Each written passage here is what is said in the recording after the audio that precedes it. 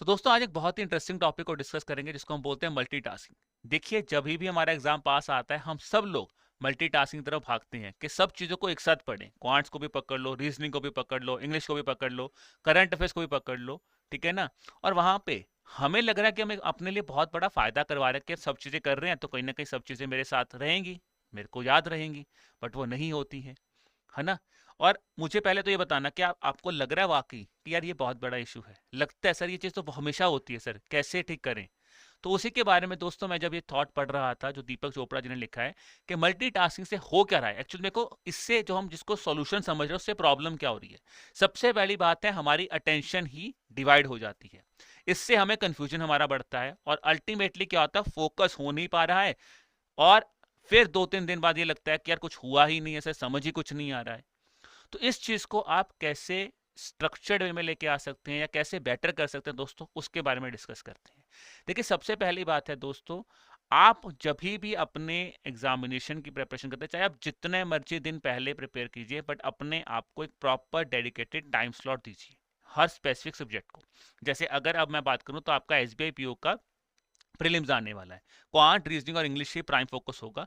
तो क्वांट को एक डेडिकेटेड टाइम स्लॉट दे दो, रीजनिंग को एक टाइम स्लॉट दे दो और इंग्लिश को एक टाइम स्लॉट दे दो। ठीक है।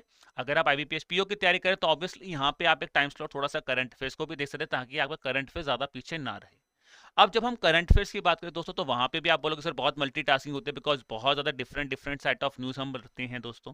बिल्कुल सही बात है, हम पढ़ते बहुत डिफरेंट सेट ऑफ न्यूज है दोस्तों। अब यहाँ पे आप मल्टीटास्किंग को कैसे अवॉइड कर सकते हैं, देखिए वहां पे रिवीजन टाइम पे कहीं ना कहीं करंट अफेयर्स में आप क्या कर सकते हैं, आप डिवाइड कर लीजिए कि आज जब मैं रिवाइज कर रहा हूँ मैं सिर्फ स्कीम्स और रिपोर्ट्स को रिवाइज करूंगा। आज के दिन मैं बैंकिंग एंड फाइनेंशियल अवेयरनेस को रिवाइज करूंगा, प्लस कुछ इंपॉर्टेंट अगर कोई बैंकिंग टर्मिनोलॉजीज हैं उनको पढ़ूंगा। फिर मैं दोस्तों एक दिन जाइए करूंगा हमारे science and technology, defence, environment, एक तरह के टॉपिक है इनको रिलेट कर लूंगा।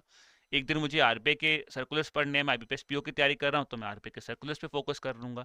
इस तरह से जब आप चीज़ों को डिवाइड करोगे ना दोस्तों, जितना स्ट्रीमलाइन कर लोगे उतना ही बेहतर आपकी प्रिपरेशन हो जाएगी। तो मल्टीटास्क में मत पड़िए, एक प्रॉपर प्लान्ड वे से अपनी प्लान बनाइए और उनको एग्जीक्यूट कीजिए ताकि पूरी अटेंशन वहां पे रहे, पूरा फोकस वहां पे रहे और जो कन्फ्यूजन आपको होता है वो जितना कम हो सकता है उतना ही आपको यहाँ पे फायदा मिलेगा।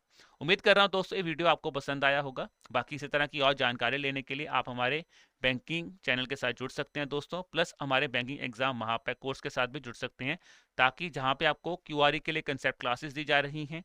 ठीक है जी। करंट अफेयर्स के लिए वीकली क्विज और वीकली मैगजीन दी जा रही है। वीकली मैगजीन कंपाइल्ड ही आपको एक मंथली मैगजीन मिलता है। हम आपको यहाँ पे प्रॉपर सपोर्ट सिस्टम प्रोवाइड करवा रहे हैं